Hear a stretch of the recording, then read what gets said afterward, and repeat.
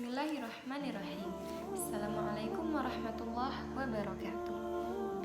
Nama saya Yurike. Saya akan menjelaskan tentang peradaban Islam di Palestina. Sejarah peradaban Islam di Palestina. Yang pertama saya akan menjelaskan tentang asal-usul Yahudi. Bangsa Yahudi adalah bangsa yang berpegang teguh kepada kitab Taurat yang diturunkan kepada Nabi Musa alaihi salam.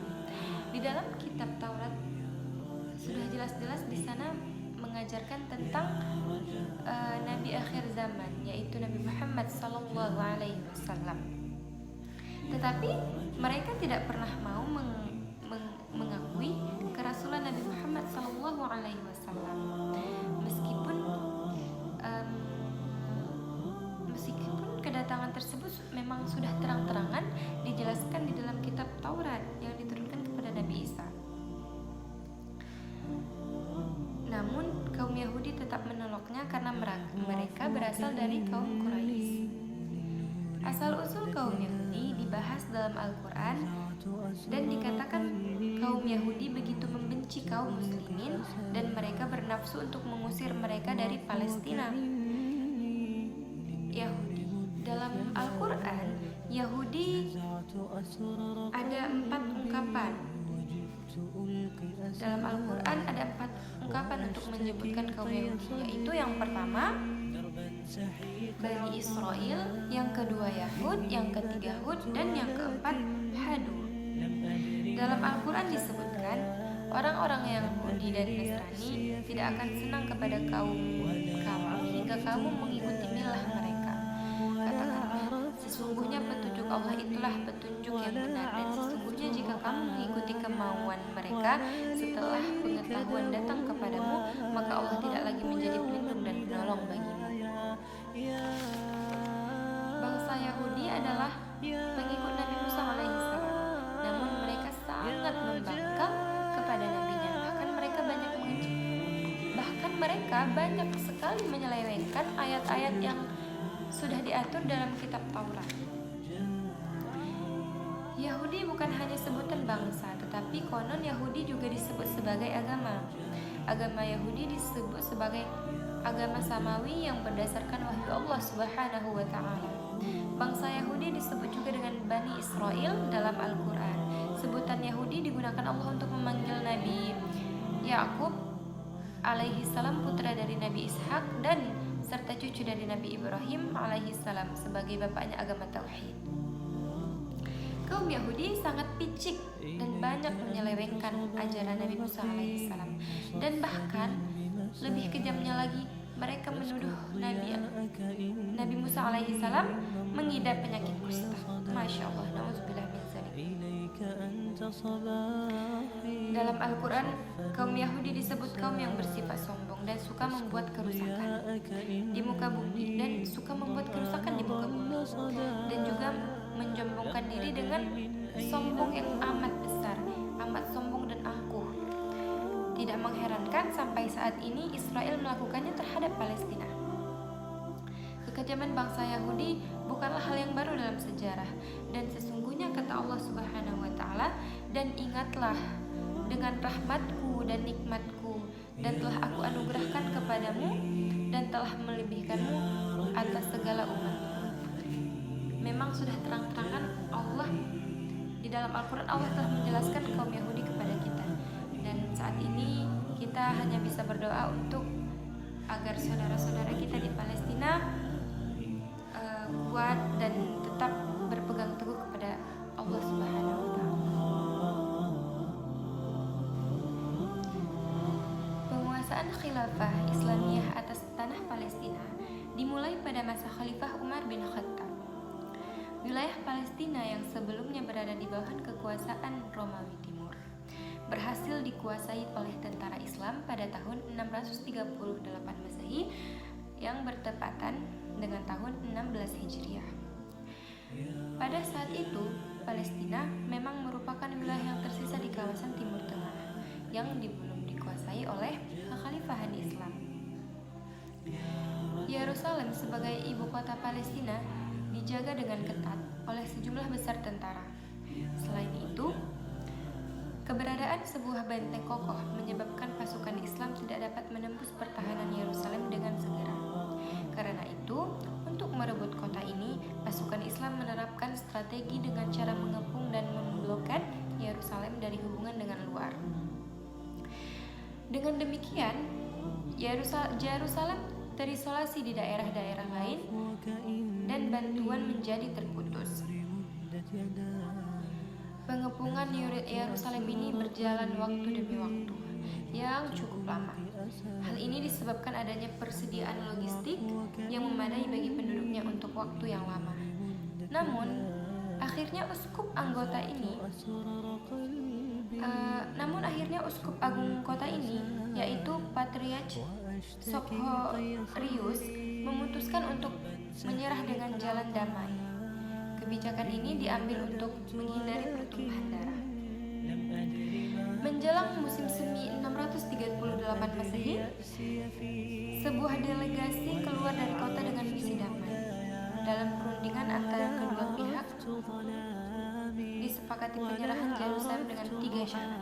Pertama, disepakati dengan adanya gencatan senjata di antara kedua belah pihak. Kedua, Yerusalem hanya akan diserahkan kepada penguasa tertinggi dari pihak Islam. Ketiga, pasukan Romawi yang ada diizinkan pergi menuju Mesir tanpa hambatan dari pihak Islam. Persetujuan ini disampaikan kepada Khalifah di Madinah, yang disertai permohonan agar umat bersedia datang untuk menerima penyerahan Yerusalem. Khalifah Umar menyetujui perjanjian itu dan segera berangkat ke Palestina pada tahun 638 Masehi. Penyerahan kota suci itu dilakukan dari Patriarch Sophorius kepada Khalifah Umar bin Khattab. Dikisahkan ketika tiba di Yerusalem, Khalifah Umar mengunjungi tempat-tempat suci umat Nasrani. Salah satunya adalah gereja Holy Sepulchre. Saat sedang berada di gereja ini, waktu sholat umat Islam pun tiba. Uskup Sopharius pun mempersilahkan Umar untuk sholat di tempat ia berada, tetapi Umar menolaknya. Umar mencontohkan perilaku Rasulullah SAW, keterangan Al-Quran dan keterangan Al-Quran yang menjelaskan bagi kamu agamamu dan bagiku agamaku. Quran surah Al-Kafirun ayat 6.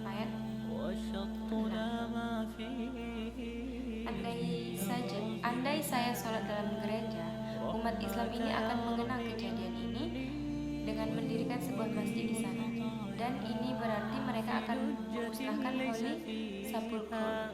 Jelas Umar. Ia pun pergi dan mendirikan sholat di tempat yang agak jauh dari gereja, namun lokasinya berhadapan langsung dengan Holy Sepulchre. Di lokasi Umar mendirikan sholat ini, kemudian dibangun sebuah masjid yang kecil yang memang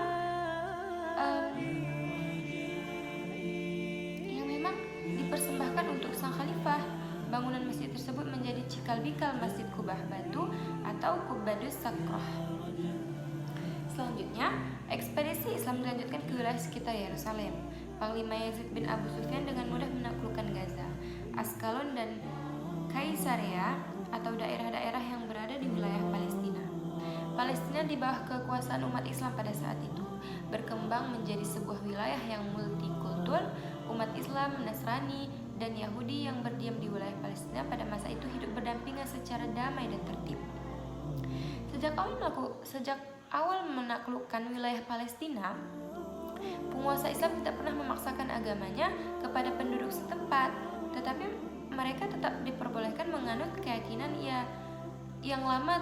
Mereka diberi kebebasan untuk beribadah. Sejalan dengan pergantian dinasti dan pemerintah,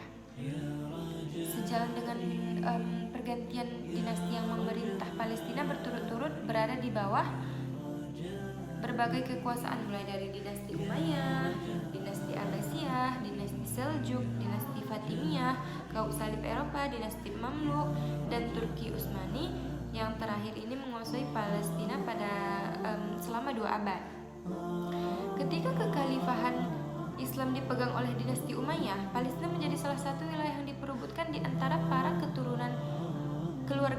Ka'ab bin Umayyah dengan keluarga Abi Al-As bin Umayyah.